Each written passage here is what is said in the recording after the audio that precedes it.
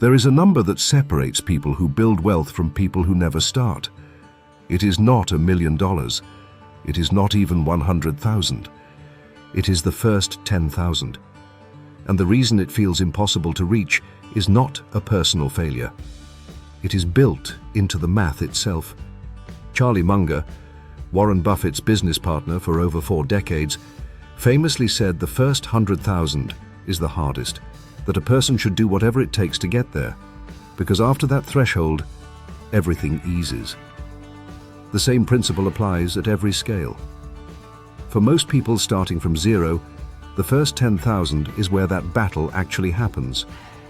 And understanding why it feels so hard is the difference between quitting at month 8 and reaching the point where money finally starts working on its own. The first reason the first 10,000 is the hardest. Compound interest does almost nothing at the beginning. Compound interest is the engine behind every long-term wealth story, but the engine barely turns at low balances. A $2,000 balance earning 7% annually generates $140 in a year. That is less than most people spend on subscriptions. At this stage, the interest is invisible. The account grows almost entirely through deposits, dollar by dollar, paycheck by paycheck, with essentially no help from returns. Research on wealth milestones confirms this. On the path to the first major savings milestone, roughly 80% of the balance comes from deposits and only 20% from investment growth. The market is barely participating.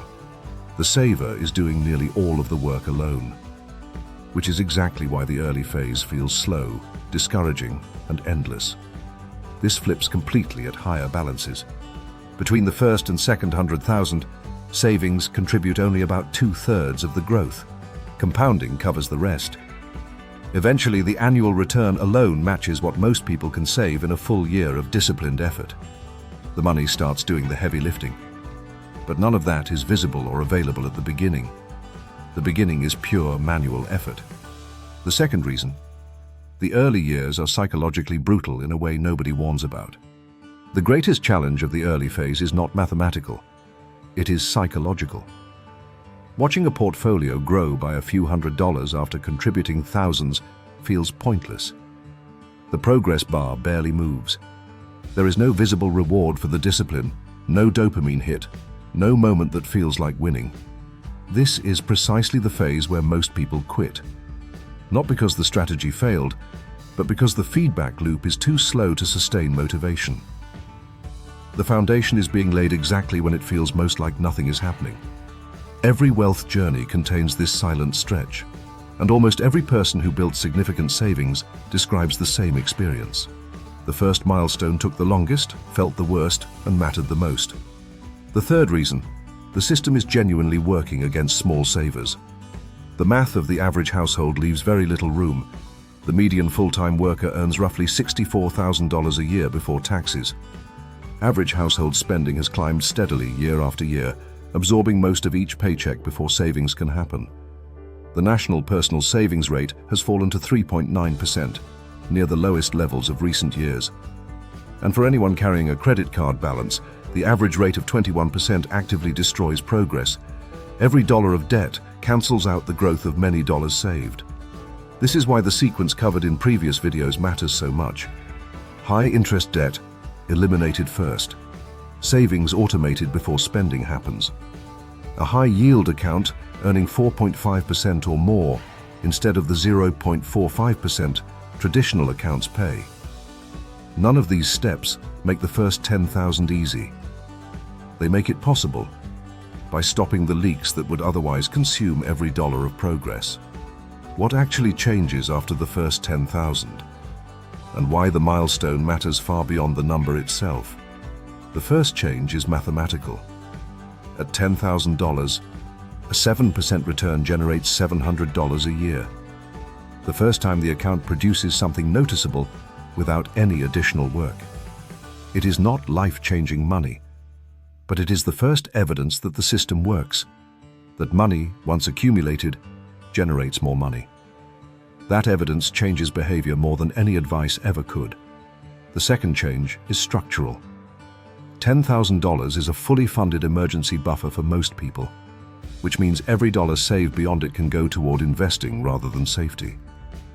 The financial anxiety that drives bad decisions, panic selling, high-interest borrowing, forced liquidations, loses its grip. Decisions start being made from stability instead of fear. The third change is psychological, and it is the most powerful of the three. The person who saved $10,000 from zero has built something no market crash can take away: the proven ability to accumulate. The habits, the automation, the discipline, the resistance to lifestyle inflation, all of it was constructed during the hardest phase. The second 10,000 uses the same system but arrives faster, with compounding now contributing meaningfully. Each subsequent milestone takes less time than the one before it. The acceleration is built into the math. The savers who reach 100,000 describe the same pattern at a larger scale. The first 100 took nearly 8 years of disciplined saving, while the second took barely 5. Same effort, same habits, dramatically faster results, purely because compounding joined the effort. The path to the first 10,000 is not sophisticated. It is the disciplined execution of everything already covered on this channel, aimed at one specific number. Eliminate high-interest debt first, because 21% working against the balance outpaces anything the savings can earn. Automate a fixed transfer to a high-yield savings account the day income arrives. The amount matters less than the automation. Apply the income increase rule. Every raise splits between savings and lifestyle instead of disappearing into spending. Track one number monthly, the total, not the daily fluctuations, not the interest earned, just the total once a month moving up. At $400 a month, the first 10,000 takes roughly 2 years. At $600, about 16 months. At $850, 1 year.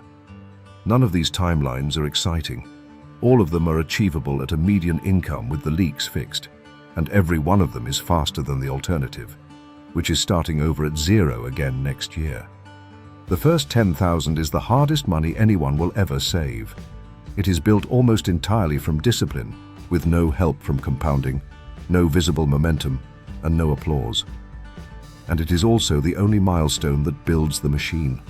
The habits and systems that make every future milestone arrive faster than the last.